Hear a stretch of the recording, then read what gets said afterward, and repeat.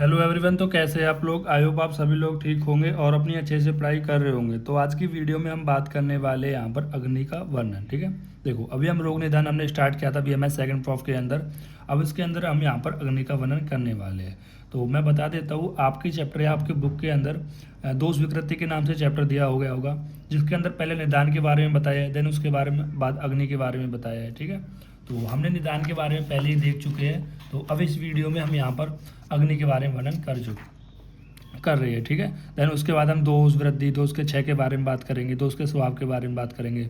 ठीक, तो ये जो भी दोष विकृति दिया गया है आपकी बुक में चैप्टर नंबर 6 दिया होगा, या फिर कोई और भी अदर हो सकता है। ठीक है, तो हमें टॉपिक बता देता हूँ मैं आपको। ये दोष विकृति के अंदर सबसे पहले हमने निदान के बारे में देखा, और आज इस वीडियो के अंदर हम यहाँ पर अग्निवेद और उसकी विकृति के बारे में बात करने वाले हैं। तो सबसे पहले अग्नि के हम कुछ पर्याय देख लेते हैं कि अग्नि को हम अनल भी कहते हैं। ठीक है, जैसे वायु को अनिल कहते थे, अग्नि को यहाँ पर अनल कहते हैं। ठीक, और अग्नि को पावक कहते हैं, और अग्नि को सर्वपाक कहते हैं क्योंकि वो सभी को जला देती है, और अग्नि को बहिर कहते हैं। ठीक है, अब अग्नि के भेद के बारे में बात कर लेते हैं। तो आचार्य चक्रपाणी ने अग्नि के 13 भेद बताए गए हैं। जठर अग्नि, भूत अग्नि और धातु अग्नि। जठर अग्नि 1 होती है, भूत अग्नि 5 होती है, धातु अग्नि 7 होती है। ठीक है, अब 5 भूत अग्नि कौन से होते हैं? जो 5 महाभूत होते हैं। ठीक, और धातु अग्नि कौन कौन सी? जो 7 धातु होती है, रस धातु, रक्त धातु, ये सब। ठीक है, अब आगे जाके फर्दर डिवाइडेड आचार्य चरक ने कहा कि जो जठर अग्नि होती है वो 4 प्रकार की होती है। किसके भेद से? दोष के भेद से अगर आप देखोगे तो जो जठर अग्नि होती है वो 4 प्रकार की होती है। एक ऐसी जठर अग्नि होती है जो तीक्ष्ण होती है, एक मंद होती है, एक विषम होती है, एक सम अग्नि होती है। दोष के अनुसार कैसे? कि अगर इसमें पित्त की दृष्टि होगी तो जो जठर अग्नि है वो तीक्ष्ण होगी, और अगर वो मंद होगी तो इसमें कफ दोष की प्रधानता होगी, और वात दोष की प्रधानता होगी तो ये अग्नि विषम होगी, और तीनों दोष सम होंगे, बैलेंस होंगे तो वो सब अग्नि होगी। ठीक है, अब इनके कुछ लक्षण बताए गए हैं। तीक्ष्ण अग्नि के लक्षण बताए गए हैं कि जो ये अग्नि होती है जिसमें पित्त की दृष्टि होती है, इसको हम बोलते हैं तीक्ष्ण अग्नि। तो इसमें क्या होता है? अति मात्रा में पच जाती है। मतलब जो भी आहार आप खाओगे ना, वो क्या करेगी? आपके अति मात्रा में आहार को पचाने का काम करेगी। ठीक है, फिर हम मंद अग्नि की बात करते हैं। भाई अग्नि मंद है तो आप यहाँ पर कम मात्रा में खाओगे, फिर भी जो आहार है उसका पाचन नहीं होगा, क्योंकि आपकी अग्नि कैसी हो गई? यहाँ पर आपकी अग्नि यहाँ पर मंद हो गई है। ठीक, उसके बाद हम बात करते हैं विषम अग्नि के बारे में। तो विषम अग्नि कैसे होती है? इसमें वात दोष प्रधान रहता है। तो इसमें क्या होता है कि कभी खाना पच जाएगा, कभी खाना नहीं पचेगा। और सम अग्नि में क्या है कि आप ज़्यादा खा लो, कम खा लो, जितना भी खा लो, तो वो जितना भी आप खाओगे वो ठीक प्रकार से सम मात्रा में आपका यहाँ पर पच जाएगा। तो वो होती है हमारी सम अग्नि। तो अभी और देखो, जब भी आपसे अग्नि के बारे में पूछा जाए, तीक्ष्ण अग्नि के बारे में, तो तीक्ष्ण अग्नि के बारे में आप ये बोल देना कि इसमें जो हमारी अग्नि है, जो हमारी जठर अग्नि है, वो इतनी तीक्ष्ण हो गई है, आप कोई भी आहार खाओ उसका पाचन कर देती है। देखो जो हमारी जठर अग्नि होती है ना, जो भी आप आहार रस खाते हो, तो आहार रस में सबसे पहले जो आपकी अग्नि काम करने वाली है वो होती है जठर अग्नि। और ये जठर अग्नि पे ही डिपेंड करता है कि आपका जो आहार रस है उसका कितने अच्छे से पाचन होगा। भाई अगर आपकी जठर अग्नि अच्छी होगी, सम होगी, तो उस आहार का पाचन भी अच्छा होगा। आहार का पाचन अच्छा होगा कहने का मतलब वो रस धातु अच्छी बनेगी। जब रस धातु अच्छी बनेगी तो रक्त धातु अच्छी बनेगी, रक्त धातु अच्छी बनेगी तो मांस धातु भी अच्छी बनेगी। ठीक है, तो इस वजह से जो हमारी जठर अग्नि होती है ना, जठर अग्नि पर हमारी भूत अग्नि और धातु अग्नि पर डिपेंड करती है। कैसे डिपेंड कर रही है ये भी मैं आपको बता चुका हूँ कि अगर आपकी जठर अग्नि अच्छी होगी तो आहार रस अच्छा बनेगा। आहार रस अच्छा बनेगा तो उन आहार रस के अंदर क्या होता है? महाभूत होते हैं। भाई जो भी आप खाना खाते हो सभी के अंदर महाभूत होते हैं, तो हर एक अच्छे महाभूत बनेगा। तो हर एक अच्छे महाभूत बनने के बाद जो वो रस बनेंगे, रस धातु बनेगी, रक्त धातु बनेगी, हर एक रस पर अपनी उनकी धातु की अग्नि काम करेगी और वो भी अच्छे ही बनेंगे। तो जठर अग्नि पे हमारी भूत अग्नि भी डिपेंड करती है, धातु अग्नि डिपेंड करती है। ठीक, अगर जठर अग्नि अच्छी होगी तो आपके आहार का पाचन अच्छा होगा। जठर अग्नि की अगर अच्छी होगी तो आप जो भी खाओगे अच्छे से पच जाएगा। जैसे यहाँ पर हम अब अलग अलग प्रकार के लक्षण देखते हैं। जैसे अगर हमारी जठर अग्नि तीक्ष्ण हो गई तो तीक्ष्ण में क्या होता है कि ये अग्नि ज़्यादा बढ़ जाने पर क्या होता है? जो भी आप खाओगे वो पच जाएगा। ठीक है, उसे ही हम तीक्ष्ण नहीं कह रहे हैं। ठीक, तो उसमें क्या होगा कि आप भाई खाना अगर पच जाएगा तो बार बार क्या लगेगी? आपको भूख लगेगी, बार बार भूख लगेगी। जो भी आप खाओगे वो जल्दी पच जाएगा। ठीक है, और जब खाने के बाद आपको गले में पाक जैसा लगेगा, जला जला सा महसूस लगेगा। ठीक है, और आपके जो होंठ है वो सूखे मिलेंगे, तालू सूखा हुआ मिलेगा। ठीक, और शरीर में आपको संताप भी देखने को मिल सकता है। ये सब तीक्ष्ण अग्नि के कुछ लक्षण है। जैसे मंद अग्नि हो गई। अब मंद अग्नि में क्या है कि आप कितना भी कम मात्रा में खाओ फिर भी वो नहीं पचता है, क्योंकि इसमें आपकी अग्नि क्या है कि बहुत ज़्यादा मंद हो गई है। ठीक है, तो अब भाई जब खाना पचेगा नहीं, तो खाना नहीं पचेगा तो उधर में भारीपन लगेगा। ठीक है, और आपको काश श्वास ऐसे रोग भी देखने को मिल सकते हैं, क्योंकि कहीं ना कहीं इसमें कफ दोष वृद्धि हुई है। तो कफ के अनुसार आप बोल देना काश हो सकता है, श्वास हो सकता है, प्रचेक हो सकता है। ठीक है, वमन हो सकता है, मुंह में थकावट हो सकती है। फिर हम बोल सकते हैं विषम अग्नि के बारे में। विषम अग्नि वातदोष प्रधान होता है। तो इसमें क्या होता है कि हमारी कभी जो अग्नि है वो कभी खाने को पचा देती है, कभी नहीं पचा पाती है।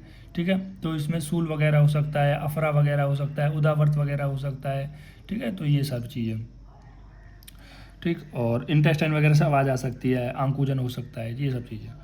तो समग्नि की हम बात करते हैं तो समग्नि में क्या होता है कि आप चाहे कितना भी आर बार विकृत हो, फिर भी आप कह रहे हो उसको कह रहे जो आपकी अग्नि वो पचा पा रही, तो अग्नि कैसी है, आपकी समग्नि है। ठीक, तो उसके बाद हम बात करते हैं अपने अग्नि दुष्टि के हेतु, मतलब क्या क्या कारण है जो आपकी अग्नि को दुष्ट कर देते हैं। तो सबसे पहले जो कारण बताया गया है वो बताया गया है आहार और विहार। विहार के अंदर देखते हैं मतलब कुछ कुछ एक्टिविटी, जैसे कि हम ईर्ष्या करते हैं, भय करते हैं, क्रोध करते हैं, लोभ करते हैं, दीनता करते हैं, द्वेष करते हैं।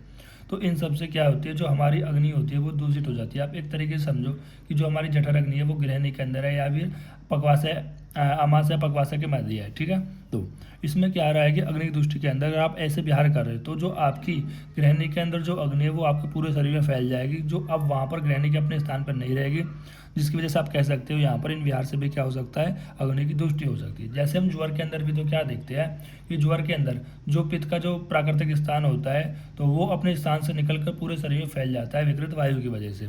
ठीक है, जिसकी वजह से आपकी पूरी बॉडी गर्म रहती है, और जो आपकी अमाशय में अग्नि नहीं रहती, इस वजह से वो आहार का पाचन नहीं कर पाती है।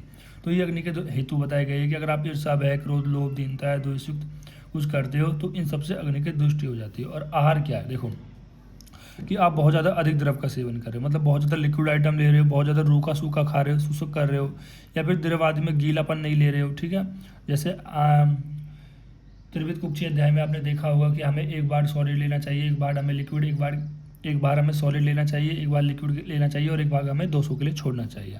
शुष्क भोजन होना चाहिए। ठीक, मतलब ज़्यादा शुष्क भोजन ले रहे हो तो भी अग्नि की दृष्टि हो जाएगी। विरुद्ध भोजन ले रहे हो या विष्टम्भी भोजन ले रहे हो, मतलब मैदे का बना हुआ, या फिर बहुत ज़्यादा जल पी रहे हो, ठीक है, या फिर विषमासन कर रहे हो, वेगों को धारण कर रहे हो, ठीक है, स्वप्न के विपरीत, तो इन सब से क्या हो रही है, आपकी अग्नि की दृष्टि हो रही है। तो ये हेतु बताया गया। फिर इसके बाद यहाँ पर अग्नि के प्राकृतिक कर्म बताए गए हैं। ठीक है, प्राकृतिक कर्म नेचुरल, कि अग्नि की वजह से जो आयु का, वर्ण का, बल का, स्वास्थ्य का, उत्साह का, उपचय प्रभाव, तो ये सब क्या होती है, आपकी अच्छी होती है। आपकी आयु अच्छी होगा, आपका स्किन का वर्ण अच्छा होगा, आपका बल अच्छा होगा। ठीक है भाई, कैसे आप खुद समझो ना कि अगर आपकी अग्नि अच्छी होगी, जो भी आप आहार खाओगे तो आहार रस की अच्छी उत्पत्ति होगी, अच्छा रस बनेगा, तो कहीं ना कहीं आप स्वस्थ रहोगे, आप स्वस्थ रहोगे, अच्छा रस बन रहा है तो कहीं ना कहीं प्रोटीन, न्यूट्रिशन वगैरह भी आ रहा है, बल वगैरह भी आ रहा है, और अच्छा वर्ण भी आ रहा है। ठीक है, आयु भी अच्छी होगी जब आप स्वस्थ अच्छा रहेगा तो, और उत्साह रहेगा हर एक चीज़ को कार्य करने के लिए, उपचय रहेगा, एंड प्रभा रहेगी, शरीर पे चमक रहेगी। ओजस ओजस तेजो अग्नियम प्राणोच्चयत्ना देह अग्नियुक्ता, तो यहाँ पर बताया ओज अच्छा रहेगा और तेज अच्छा रहेगा, अग्नि अच्छी रहेगी।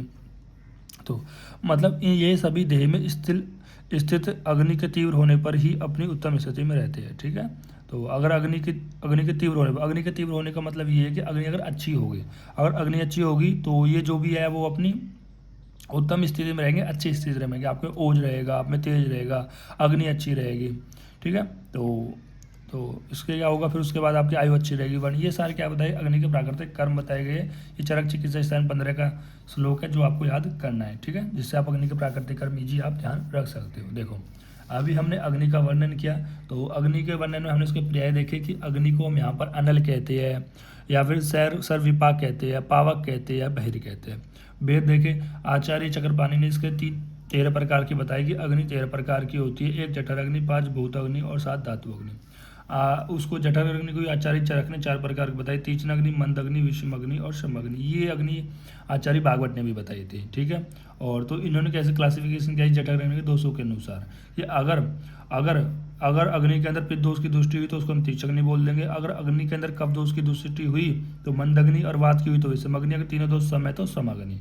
उसके अनुसार जिस प्रकार का दोष होता है उसके अनुसार लक्षण दिखेंगे। जैसे पित्त बढ़ा हुआ है तो जो अग्नि है वो भी बढ़ी हुई होगी, वो अग्नि बढ़ी हुई होगी तो वो हर एक खाने को पचा देगी।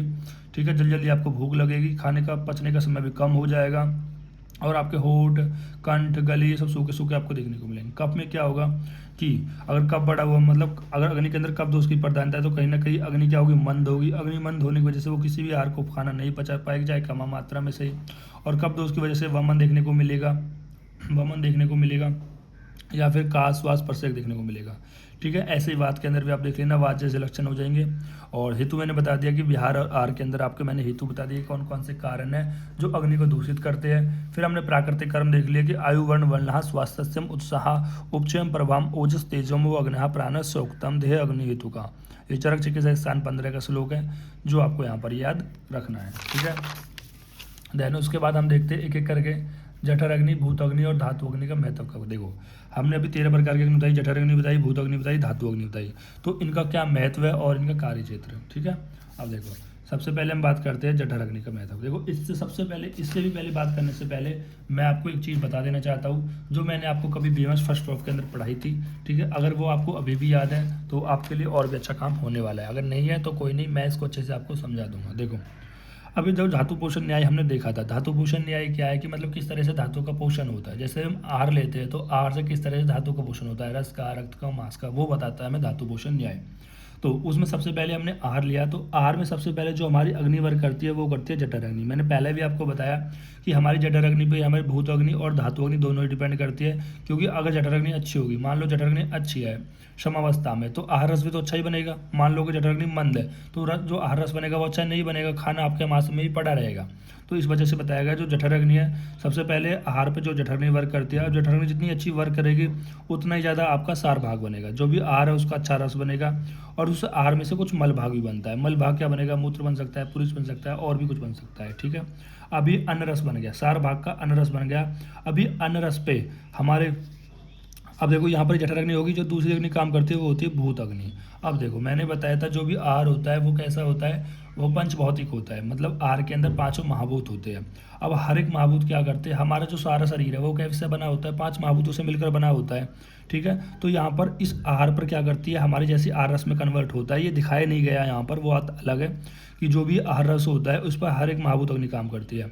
कि पृथ्वी महाभूत पर पृथ्वी महाभूत अग्नि, अग्नि पर अग्नि महाभूत अग्नि, मतलब जो जो महाभूत उसके अंदर है उसी प्रकार की भूत अग्नि इस पर एक्ट करती है और उससे कुछ यहाँ पर बनाती है। और जो भी हमारे बॉडी होता है, जो हमारे आहार रस से जो हमारे जिस महाभूत से बना होता है उसको उसका निर्माण करती है। ठीक है। जैसे मान लो हमारे लीवर है, मान लेता हूँ कि मैं पृथ्वी महाभूत से बना है और जल महाभूत से बना है। ठीक है। इस आहार से क्या होगा, जो पृथ्वी और जल महाभूत की अग्नि इस पर वर्क करेंगी और इनसे जो कुछ बनेगा वो लीवर को जाएगा। या फिर किडनी मान लो कि हमारा जल से बना है, एग्जाम्पल के लिए बता रहा हूँ। ठीक है। इस तरह से तो यहाँ पर मैंने क्या बताया कि पहले आपकी जठर अग्नि काम करती है, दूसरे नंबर पे आपकी भूत अग्नि काम करती है। बहुत सिंपल टेबल है, सभी को याद होना चाहिए। ठीक। फिर हमारा अन्न रस बनता है, तो अन्न रस पे हमारी रस अग्नि काम करती है। रस अग्नि काम करने के बाद 2 भाग बनते हैं, एक सार भाग, एक बनता है मल भाग। ठीक है। सार भाग मतलब जो मेन भाग है इसका, मल भाग मतलब जो वेस्ट है। जैसे कि अब अन्न रस का जो सार भाग है वो बनता है कफ। अब एक कफ कहाँ पर होता है, जैसे हमारी म्यूकस से आता है, जो म्यूकस होता है इसको हम कफ से रिलेट कर रहे हैं। ठीक है। जो वेस्ट होता है जिसको हम बॉडी से बाहर निकालते हैं नोज के थ्रू, माउथ के थ्रू। ठीक। अब सार भाग में क्या है, सार भाग के भी 2 पार्ट है, एक स्थूल भाग, एक सूक्ष्म, मतलब एक बड़ा पार्ट, एक सूक्ष्म पार्ट। तो बड़ा पार्ट में क्या है कि जो अन्न रस है ना वो क्या बनाएगा, उसका बड़ा पार्ट रस धातु बनाएगा। अब जो इसका सूक्ष्म पार्ट होगा, इसके सूक्ष्म पार्ट में क्या होगा, रक्त सहधर्मी अंश होगा और उपधातु होगी। ठीक है। उपधातु होगी। अब रक्त सहधर्मी अंश में क्या करेगा, हमारा रक्त अग्नि काम करेगी। रक्त अग्नि काम करेगी तो सार भाग, सूक्ष्म भाग, सार भाग और मल भाग फिर से कन्वर्ट कर देगा। और उपधातु क्या है, रस की उपधातु क्या है, स्तन्य और आर्तव सभी जानते हैं। ठीक है। तो यहाँ पर क्या हुई, अन्न रस की हमारी धातु भी दिख गई आपको और यहाँ पर उपधातु भी बन गई, दोनों ही बन गई। ठीक है। तो याद ये ध्यान रखना आपको कि रस धातु के यहाँ पर क्या बन गई, धातु भी बन गई और उपधातु भी बन गई। देन इसके बाद इसी तरह से रक्त सहधर्मी अंश के अंदर क्या होगा कि रक्त अग्नि यहाँ पर काम करेगी। रक्त अग्नि काम करेगी तो फिर से वही 2 पार्ट बनेंगे, एक सार भाग बनेगा और एक मल भाग बनेगा। समझ रहे बात को। फिर सार भाग के अंदर क्या होगा, फिर स्थूल भाग, सूक्ष्म भाग, स्थूल भाग से रक्त धातु बनेगी, सूक्ष्म भाग से जो अगली अन्य वाली धातु है, जैसे रक्त के बाद कौन सा बनेगी, मांस बनेगी, तो मांस का सहधर्मी अंश हो जाएगा इसके अंदर, और रक्त के यहाँ पर उपधातु कंडरा और सिरा हो जाएंगे। ठीक है। तो इस तरह से पूरा सीक्वेंस चलेगा। तो उसके लिए आपको क्या पता होना चाहिए, धातु पता होना चाहिए, कौन से धातु की कौन से उपधातु होती है वो पता होनी चाहिए। अगर आपको वो नहीं पता है तो चलो मैं आपको एक बार इनको बता देता हूँ।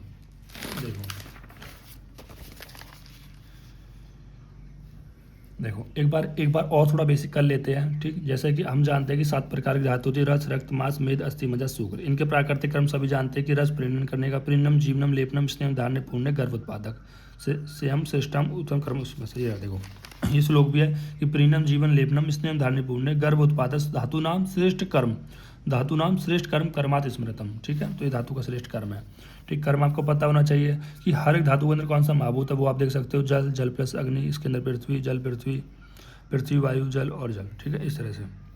और देन उसके उपधातु हम देख लेते हैं कि रस धातु उपधातु स्तन्य, आर्तव, रक्त की कंडरा, सिरा, मांस की वसा और त्वचा, और मेद की अस्थि, ठीक है। देखो ये यहाँ पर जो चार बताई थी ना, चार मतलब चार धातु की जो उपधातु बताई गई थी वो कितनी बताई थी, 7 बताई थी। तो याद रखना, 4 धातु की हमारी जो उपधातु है 7 उपधातु होती है। वही हमारे आचार्य चरक ने बताई थी, आचार्य सुश्रुत वगैरह ने बताई थी। लेकिन जो और बताई थी कि जैसे कि हमारे पास अस्थि धातु का दंत होता है, मज्जा का केस होता है, शुक्र का ओज होता है, वो हमारे आचार्य चरक ने नहीं बताई, वो अन्य आचार्यों ने बताई, ठीक है। तो याद रखना 7 धातु की 7 ही उपधातु होती है, ठीक है। लेकिन यहाँ पर केवल इन 4 की जो शुरुआत के जो 4 धातु उन्हीं की 7 होती है, ठीक है। बाकी की हमारे अदर आचार्यों ने मानी, आचार्य चरक ने नहीं मानी है, वो आपको पता होना चाहिए, ठीक है।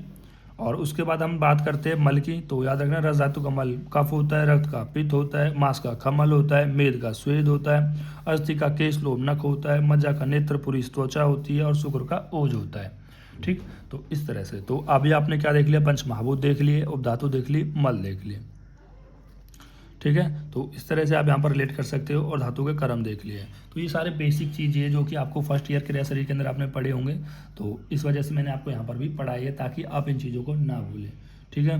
देन उसके बाद आपने देख लिया है कि जठराग्नि का महत्व क्या है। देखो जठराग्नि जो होती है, जो उपधातु एवं धातु मलों का पाचन करती है, जो किसका पाचन करती है, उपधातु और धातु मलों का। मैंने आपको बता चुका हूँ कि जठराग्नि से क्या उपधातु भी बनी थी, धातु के मलों का पाचन कर रही थी एक तरीके से।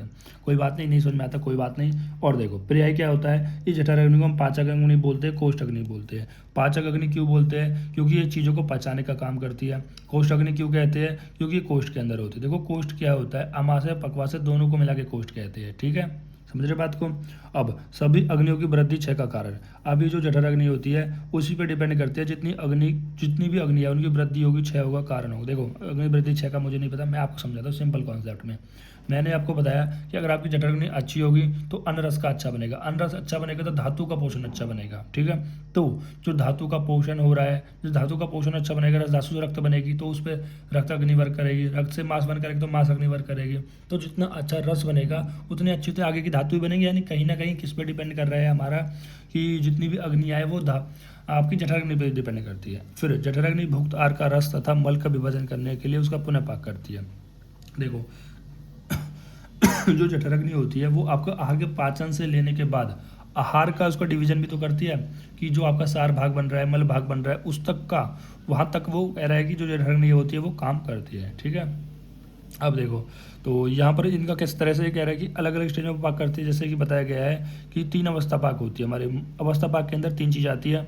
अवस्था पाक मतलब स्टेज, हर एक स्टेज के दौरान किस तरह से डाइजेशन होता है। जैसे कि पहले हम जब कहते हैं ना कि ऑरल में, जैसे मॉडर्न में रिलेट करते हैं कि मुंह में क्या डाइजेशन हुआ है, स्टोमच में, इंटेस्टाइन में, लार्ज इंटेस्टाइन में, ठीक है, इस तरह से। तो इस तरह से यहाँ पर बताया गया है कि मधुर अवस्था पाक यानी कि अमाशय के अंदर, आपकी अमाशय के अंदर, जैसे कि आपके अमाशय के अंदर क्या है, देखो जब भी आप आहार को खाओगे तो पहली स्टेज में क्या होगी, आपके माउथ में क्या बनेगा भाई, आपके माउथ में थोड़ा सलाइवा बनेगा, क्लेदक कफ आएगा, क्लेदक कफ का मधुर मधुर बनेगा। तो सबसे पहले जब आप खाना खाते हो तो क्या होता है, कब तो उसकी तो प्रधानता होती है, ठीक। देन उसके बाद अमल अवस्था पाक आती है। तो अमल अवस्था पाक में अमाशय नहीं होगा, ग्रहणी होगा, जिसको हम डूडोनियम बोलते हैं। तो इसके अंदर क्या होता है, जब आपका खाना आपका अमाशय में जाता है, अमाशय से ग्रहणी में जाता है यानी डूडोनियम में जाता है, तो इस स्टेज में क्या होता है कि पैनक्रेटिक जूस आता है, लीवर से बाइल जूस आता है। तो सारा जूस मिलकर हेपेटो पैनक्रेटिक डक्ट बना के यहाँ पर सेकंड पार्ट ऑफ डोडोनियम जब ओपन होता है तो वो जूस क्या कर देता है, आहार का डाइजेशन करता है, आहार का विदगत कर देता है, आहार को जला देता है, पका देता है। तो इस वजह से वहाँ पर उस स्टेज के दौरान हमारे अमल रस की उत्पत्ति होती है। देखो अमाशय के अंदर मधुर रस की उत्पत्ति हो रही थी क्लेदक कफ की वजह से, और गृहिणी के अंदर ये जो हमारा अमल रस की उत्पत्ति क्यों हो रही थी, क्योंकि यहाँ पर पैनक्रेटिक जूस, बाइल जूस ये सारे मिल रहे थे, तो अमल रस की उत्पत्ति हो रही थी यानी पित्त की उत्पत्ति हो रही थी। फिर हमारा आहार पक्वाशय में जाता है। तो पक्वाशय में जाने के बाद जो हमारी अग्नि होती है वो उसे सब कुछ एब्जॉर्ब करने का काम करती है। और एब्जॉर्ब करने का मतलब काम कहीं ना कहीं वात का, ठीक है, अवशोषित करने का काम। तो इस वजह से यहाँ पर जो पाक होगा वो कटु अवस्था पाक होगा, और दोष कौन सा होगा, वात दोष होगा। अभी भी आपको समझ में नहीं आया है तो मैं आपको और पीछे ले जाता हूँ। देखो फर्स्ट ईयर की ही बातें समझाऊंगा आपको। देखो कि परिभाषा क्या है कि विभिन्न विभिन्न अवस्थाओं में भोजन के पाक की स्थिति को अवस्था परिवर्तन होने का अवस्था पाक कहते हैं। मैंने बता दिया stage of stage of digestion of food, ठीक है, वह stage of digestion of food है, ठीक है। जैसे 3 प्रकार बताई गई कि अवस्था पाक, मधुर अवस्था पाक जिसको हम पाक अवस्था, मधुर अवस्था पाक, अमल अवस्था पाक और कटु अवस्था पाक। मधुर अवस्था पाक पाक अवस्था होती है, अमल अवस्था पाक को हम पांचजन्य अवस्था बोलते हैं, कटु अवस्था पाक को पक्व अवस्था बोलते हैं। अब इसमें जो मधुर अवस्था पाक है वो कहाँ से स्टार्ट होती है, आपके मुख से स्टार्ट होती है, अमाशय तक रहती है, ठीक है। और इसका जो समय होता है वो करीब करीब 3 घंटे रहता है। और मुख से लेकर अमाशय तक यहाँ पर कौन सा दोष प्रकोपित होता है, यहाँ पर कौन सा दोष उत्पन्न होता है, कफ दोष उत्पन्न होता है। कफ दोष के अंदर भी कौन सा होता है, जो क्लेदक कफ होता है, ठीक है। इसकी वजह से जो हमारे कहीं ना कहीं मधुरस की उत्पत्ति होती है। देखो कि आपने आहार लिया, आहार कैसा है, षड्रसयुक्त आहार है, ठीक है। षड्रसयुक्त आहार का पाचन हुआ तो वहाँ से क्या हुआ, मधुरस की उत्पत्ति हुई। मधुरस की उत्पत्ति क्यों हो रही है, क्योंकि आप देख रहे हो फैन उत्पन्न हो रहा है, भाई झाग होता है, सलाइवा सा होता है, ये सब उत्पन्न होता है, कहीं ना कहीं यहाँ पर कफ की वृद्धि होती है। वो कहाँ पर जाएगा, आपका अमाशय में जाएगा। मतलब मुख के अंदर ये क्या हुआ, मृदु हुआ, गीला हुआ और ये अमाशय में पहुँच गया। तो यानी कि मुख से लेकर अमाशय तक क्या रहता है हमारा, मुख से लेकर अमाशय तक क्या रहेगा कि हमारा मधुर अवस्था पाक का स्थान रहता है, जिसके अंदर क्लेदक कफ की उत्पत्ति होती है, फेन की उत्पत्ति होती है, वहाँ से कफ की वृद्धि होती है, ठीक है। इतना समझ में आ गया। फिर अमाशय में इसका पाक होता है और अमाशय से कहाँ में जाता है, वो गृहिणी में जाता है। जब वो गृहिणी में जाता है तो यहाँ पर gastric juice, pancreatic juice, liver के जूस, वो सारे जूस आ जाके मिल जाते हैं। और इस गृहिणी के अंदर जो ये हमारा आहार गया हुआ था इसको पाचन करने लग जाते हैं। और पाचक रस की वजह से ये क्या रहता है, अन्न जो हो जाता है वो विदग्ध हो जाता है, जल जाता है, जिसकी वजह से यहाँ पर अमल भाव की उत्पत्ति होती है और हम कह सकते हैं यहाँ पर पित्त की उत्पत्ति हो गई। फिर गृहिणी, अभी यहाँ पर गृहिणी से क्या हुआ, अब गृहिणी के अंदर क्या होता है, जठराग्नि होती है। तो जठराग्नि के परिणाम स्वरूप ये हमें बता दिया मैंने। फिर उसके बाद गृहिणी से क्या होगा, वो पक्वाशय में जाएगा। तो अभी गृहिणी के अंदर क्या हुई हमारा, गृहिणी के अंदर अभी अम्ल रस था, लेकिन जब वो पक्वाशय में जाता है तो वहाँ पर क्या होता है, कटु रस की उत्पत्ति हो जाती है। वैसे आप जानते हो कि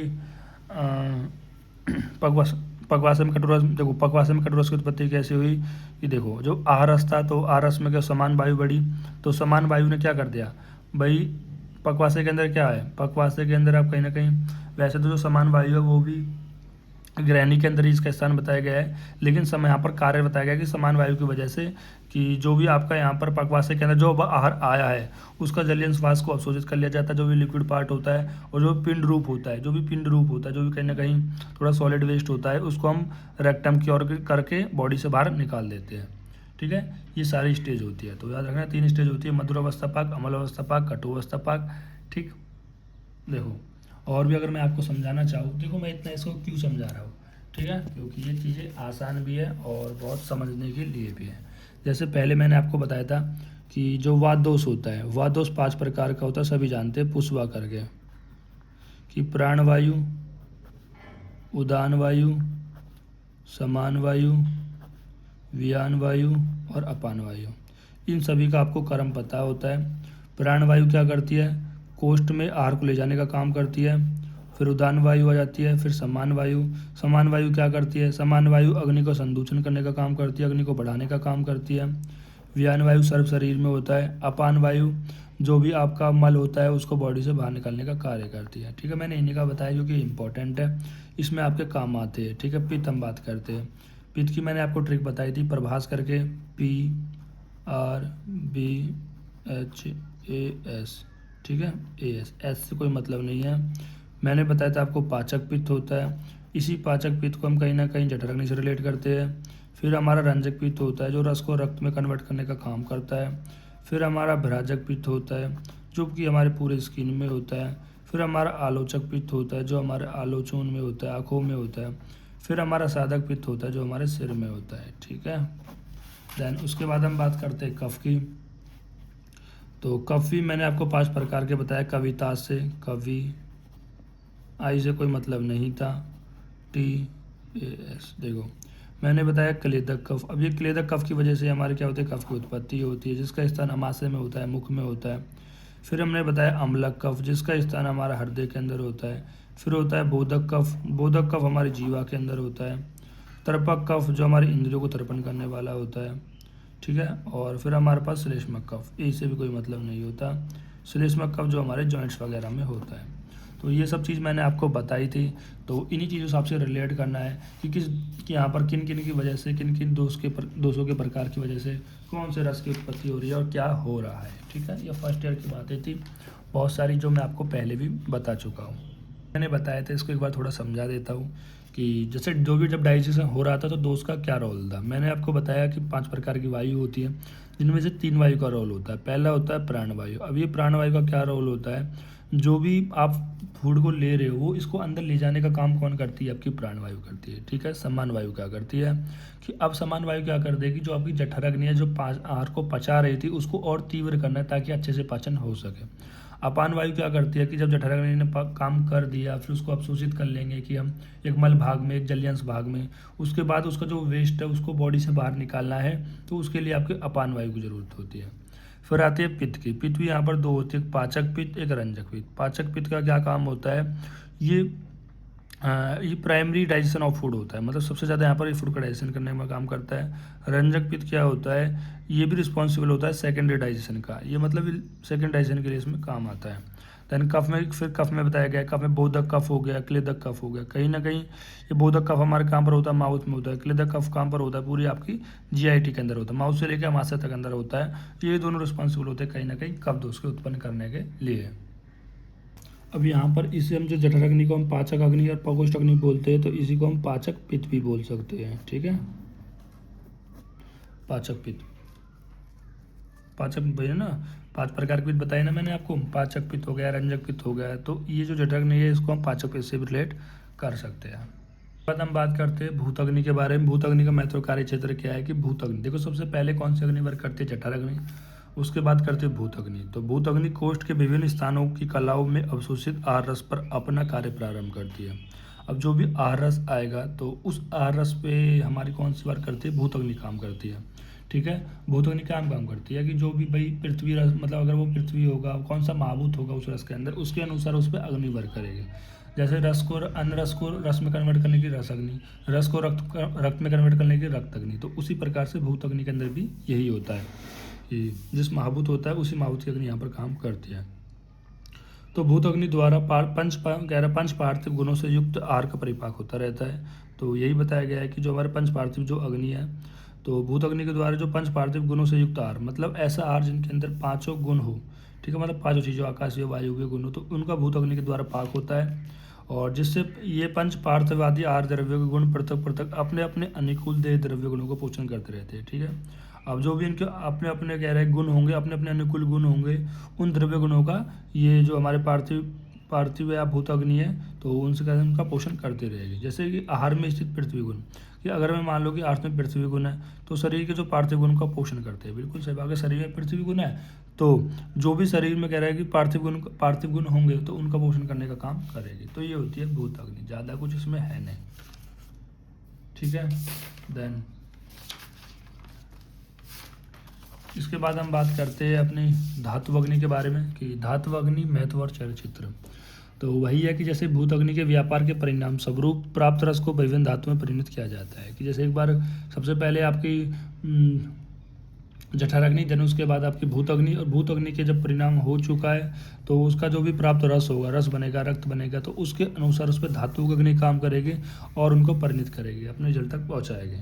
फिर धातुओं के निर्माण की परंपरा को विभिन्न आचार्यों ने स्पष्ट किया है, मतलब धातु का निर्माण कैसे होगा, इसी परंपरा को अलग अलग आचार्यों ने एक्सप्लेन किया है। जैसे क्षीर दधि, केदार गुल्य, खले कपूत, एक काल धातु पोषण न्याय। जैसे क्षीर दधि न्याय है वो आचार्य चरक की देन है। आचार्य चरक ने कहा है कि जो धातु का पोषण होता है वो कर्म परिणाम से होता है, मतलब पहले रस बनेगी, रस के बाद रक्त बनेगा, रक्त के बाद मांस बनेगा, मांस के बाद मेद बनेगा, मेद के बाद अस्थि बनेगी, अस्थि के बाद मज्जा बनेगा, मज्जा के बाद शुक्र बनेगा। इस तरह से यहाँ पर उन्होंने बताया है कि धातु का होगा। देखो मैं आपको यहाँ पर दिखा देता हूँ कि आचार्य चरक ने कैसे बताया क्षीर दधि को न्याय को। ठीक है, तो इन्होंने बताया कि जो क्षीर दधि न्याय है उसको हम कर्म परिणाम स्वरूप भी बोलते हैं और सर्वोत्तम परिणाम पक्ष भी बोलते हैं, यानी लॉ ऑफ ट्रांसफॉर्मेशन, मतलब कि सर्वोत्तम परिणाम। देखो सर्वोत्तम परिणाम पक्ष का मतलब है कि सारी चीज़ का ट्रांसफर हो जाना, जैसे कि रस का रक्त में कंप्लीटली ट्रांसफर हो जाना, रक्त का मांस में कंप्लीटली ट्रांसफर हो जाना।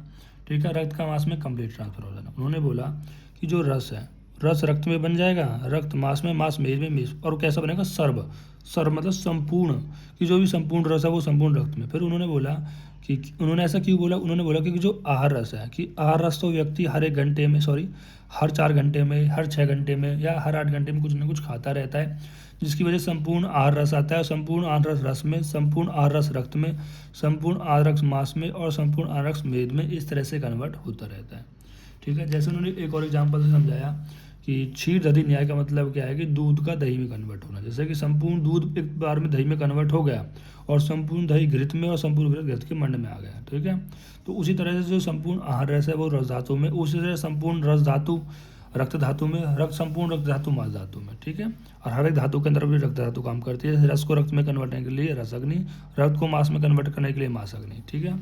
तो कर्म परिणाम पक्ष यही है कि कर्म से ही अगली धातु का निर्माण और पोषण होता है। रस का रक्त में कन्वर्ट होगा, रस का मास में कन्वर्ट नहीं होगा। सर्वोत्तम परिणाम में क्या बताया गया है कि अनरस शरीर में आता रहेगा और अगली धातु का निर्माण होता रहेगा। उन्होंने यही बताया गया है कि जो अनरस है वो तो खाते रहोगे, अनरस खाते रहोगे तो इसी तरह से स्टेज चलती रहेगी। संपूर्ण धातु से अगली धातु का निर्माण, रस रक्त, ये सब चीज़ें। चक्रपाणिक सिद्धांत, फिर आचार्य जो चक्रपाणिक जो सिद्धांत है जो आचार्य चरक ने बताया था वो मान्य नहीं है। उन्होंने बोला कि मान लो कोई ऐसा व्यक्ति है जो 6 दिन से उपवास कर रहा हो, तो संपूर्ण रस आएगा ही नहीं, तो संपूर्ण रक्त नहीं बनेगा, रक्त नहीं बनेगा तो मांस नहीं बनेगा, मांस नहीं बनेगा तो अस्थि मज्जा शुक्र भी नहीं बनेगा। तो यहाँ पर क्या रह जाएगा, केवल शुक्र ही रह जाएगा, जो कि ऐसा पॉसिबल नहीं है। इस वजह से इनका जो क्षीर दधि न्याय था वो फेल्ड कर गया। फिर उसके बाद आता है केदार कुल्य न्याय। देखो अब केदार कुल्य न्याय में उन्होंने क्या बताया कि केदार कुल्य न्याय में बताया कि लॉ ऑफ ट्रांसपोर्टेशन। देखो वो क्या था, लॉ ऑफ ट्रांसफॉर्मेशन, किसी चीज़ का कन्वर्जन हो रहा है, ये ट्रांसपोर्ट करने का जो काम हो रहा है केवल, ठीक है। जैसे कि ट्रांसपोर्टेशन में कैसे कि जैसे कि केदारी को बोला गया क्यारी, ठीक है। केदारी क्यारी और कुल्य मतलब नाली, मतलब जगह हम क्यारी को भरने के लिए छोटी छोटी नाली बना देते हैं ना, तो उस तरह से। तो शरीर धातु को पोषण करने वाली वाहिनी या स्रोतस। तो यहाँ पर बताया गया है कि जैसे मान लो फॉर एग्जाम्पल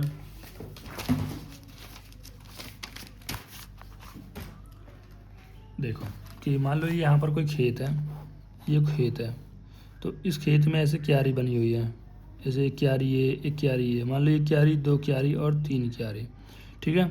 अगर हम यहाँ से इसमें पानी भरेंगे तो पहले इसमें आएगा, पहले इसमें आएगा, पहले इसमें आएगा, ठीक। तो ये तो न्याय, मतलब यहाँ तक पानी भरेगा, यहाँ तक आने में टाइम लगेगा। तो उन्होंने बोला नहीं, उन्होंने बोला आप एक क्या बनाओ, क्यारी बना दो। ऐसे क्यारी बना दी और क्यारी बना के यहाँ पर एक भरा बनाते हैं, ठीक है। इसको हम भरा बोलते हैं खेतों में, अगर आपने काम किया होगा। तो इस भरे में क्या करते हैं, पानी चला देते हैं। पानी चलाने से क्या होगा कि यहाँ पर जैसे यहाँ पर पानी आएगा तो इसमें भी पानी जाएगा, यहाँ पर आ रहा है तो इसमें भी जाएगा, यहाँ पर आ रहा है तो इसमें भी जाएगा। समझ रहे बात को। उन्होंने बोला केदारी कुल्य न्याय, मतलब आपको यहाँ पर क्या करना है, शरीर धातु में पोषण करने वाली बात, मतलब स्रोत से। जैसे मैंने बताया कि जैसे रस वस यहाँ पर आपने एक भरा बना दिया, इस तरह से भरा बना दिया, इसको हम स्रोतस बोल रहे हैं। इस स्रोतस से क्या होगा, पहला जो स्रोतस पास आएगा वो रसवय स्रोतस होगा, तो रस का पोषण हो जाएगा। उसके बाद रक्तवय स्रोतस का आएगा तो रक्त का पोषण हो जाएगा। मतलब जिस तरह से आपका स्रोतस आता रहेगा उस तरह से उनका पोषण होता रहेगा, ठीक है। तो ये बताया है हमारा केदारी कुल्य। अब जो केदारी कुल्य है वो सेम आपका एक काल धातु पोषण न्याय को सामवेश कर लेता है, क्योंकि धातु का पोषण अनरस के एक साथ ही काल में होता है। तो उन्होंने भी तो बताया कि जो भी धातु का पोषण हो रहा है वो एक बार में ही हो रहा है। जैसे अनरस है तो अनरस ही, जैसे मान लो यहाँ पर ये अनरस बह रहा है, तो ये अनरस क्या कर रहा है, रस का भी पोषण कर रहा है, रक्त का भी पोषण कर रहा है, मांस का भी। यहाँ पर अनरस बह रहा है, अनरस बह रहा है, अनरस बह रहा है। तो यही हमारा केदार कुल्य बताता है। जबकि हमारा क्षीर दधि क्या बताया, नहीं कि अनरस सारा रस व स्रोतस में आएगा, फिर ये सारा रस जो बनेगा वो रक्त में आएगा, फिर सारा रक्त मांस में आएगा, ये बताते थे क्षीर दधि। लेकिन हमारा जो केदार कुल्य है और एक काल धातु पोषण है वो कहते हैं कि नहीं, कि आपने क्या बनाना है, ये एक स्रोतस है, इस स्रोतस के थ्रू जो पहले आएगा रस व स्रोतस उसका भी पोषण हो जाएगा। मतलब ये यहाँ पर बह रहा है, अनरस बह रहा है, अनरस बह रहा है, जैसे जैसे यहाँ पर क्यारी कटी हुई है इन सभी का पोषण करते जा रहा है, ठीक है। ये हो गया केदार कुल्य। अब हम बात करते हैं खले कपोत में। अब देखो जो कपोत होते हैं वो होते हैं पक्षी, और खले का मतलब होता है जो आपके खेत होते हैं। खले खेत, कपोत मतलब पक्षी। जैसे मान लो कि यहाँ पर आपका खेत है और इस खेत के अंदर ये आपने दाने डाले हुए हैं, ठीक है। अब इसमें मान लो कि यहाँ से पक्षी आ रहा है, यहाँ से पक्षी आ रहा है, यहाँ से पक्षी आ रहा है, यहाँ से सब जगह से पक्षी आ रहे हैं। अब इन पक्षियों ने क्या करा, इन खाने को चुगा, और खाने को चुगने के बाद अपने अपने घर की ओर मुड़ गए। अब जिसका घर पास होगा उसका पोषण जल्दी हो जाएगा, और जिसका घर दूर होगा उसका पोषण दूर हो जाएगा। उसी तरह से उन्होंने बताया खले कपोत के अंदर जो ये अनरस है, अनरस के अंदर जिस धातु स्रोतस की लंबाई ज़्यादा होगी उसका पोषण देर में होगा, जिसकी लंबाई स्रोतस की छोटी होगी उसका पोषण पहले हो जाएगा। जैसे रसवय का स्रोतस का जो स्रोतस है वो छोटा होता है, तो इसलिए रस का पोषण जल्दी हो जाता है, ठीक है। तो अभी आपको ये बात समझ में आई होगी, ठीक है। तो ये बताया गया, देखो ये मैंने लिख रखा है खले कपूत सेम, और ये हमारा एक काल धातु पोषण है, ठीक है। इसी के साथ ही चैप्टर हमारा कंप्लीट होता है। अगर इसमें कोई भी चीज़ आपको समझ में नहीं आई है तो भेजिए, कमेंट कर दीजिए, ठीक है। एक बार मैं थोड़ा रिकैप करा देता हूँ। देखो ये जो चैप्टर है वो दोष विकृति के अंदर एक टॉपिक की तरह सब टॉपिक के अंदर मैंने पढ़ाया है, क्योंकि उस दोष विकृति के अंदर पहले हमने निदान देखा, ठीक, उसके अंदर अब हम बात कर रहे हैं अग्नि वर्णन, उसके बाद धातु और क्षय का भी वर्णन करेंगे इसी के अंदर, ठीक है, दोष विकृति के अंदर। अब अग्नि वर्णन हमने कर लिया है, हमने इसके भेद देख लिए, इसके हेतु देख लिए, प्राकृतिक कर्म देख लिए गए हैं और इनका महत्व भी देख लिया गया है कि जठराग्नि, भूतग्नि और धातुग्नि का, ठीक है। Thank you guys.